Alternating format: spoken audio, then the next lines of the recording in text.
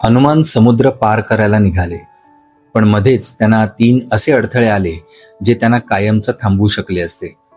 पण तरीही ते पुढे कसे गेले? नमस्कार मित्रांनो, मी लक्ष्मीकांत संझगिरी आणि आपण पाहत आहात आपला आवडता चॅनल आवाज लक्ष्मीकांत. मित्रांनो, आज आपण जाणून घेणार आहोत हनुमानांनी समुद्र पार करताना कोणते अडथळे पार केले आणि त्यामागे लपलेले जीवनाचे मोठे धडे. सीता मातेच्या शोधासाठी हनुमान महासागर पार करण्यासाठी उड्डाण करतात.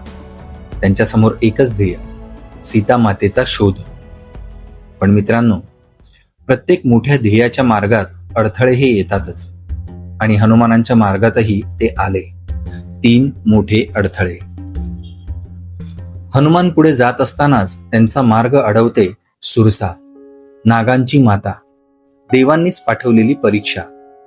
ती म्हणते, आज तू माझं भक्ष्य आहेस. हनुमान आपलं रूप मोठं करतात. सुरसा तिचं तोंड अजून मोठं करते.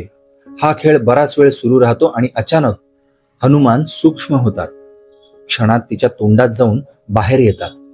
नम्रतेने तिला प्रणाम करतात. सुरसा प्रसन्न होते आणि हनुमानाला आशीर्वाद देते. मित्रांनो, या प्रसंगातून आपल्याला हे शिकायला मिळतं की प्रत्येक समस्या ही ताकदीने नाही तर बुद्धीनेही सोडवावी लागते.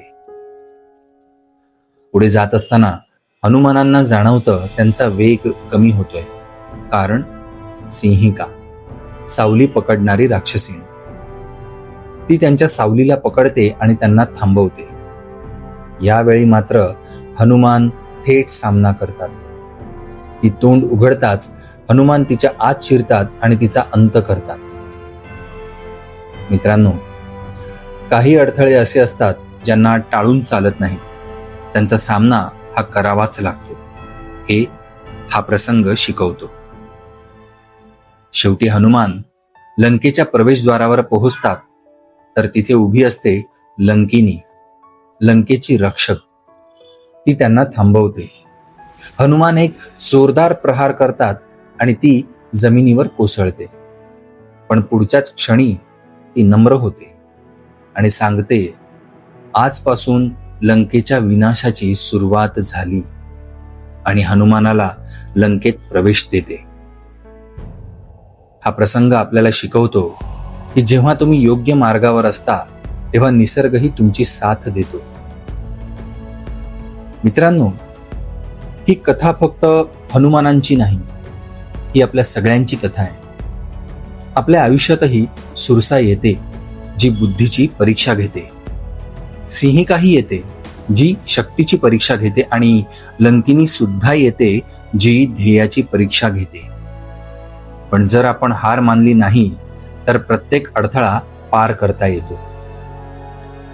म्हणूनच मित्रांनो, अडथळे हे येणारच, पण कधी बुद्धीने, कधी ताकदीने आणि कधी विश्वासाने आपण त्यांना पार करू शकतो.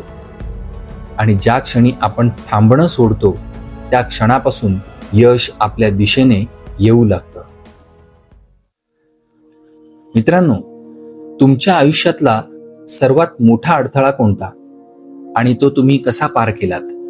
कमेंटमध्ये नक्की सांगा. आणि हा व्हिडिओ आवडला असेल तर लाईक करा, शेअर करा आणि चॅनलला सबस्क्राईब करायला विसरू नका.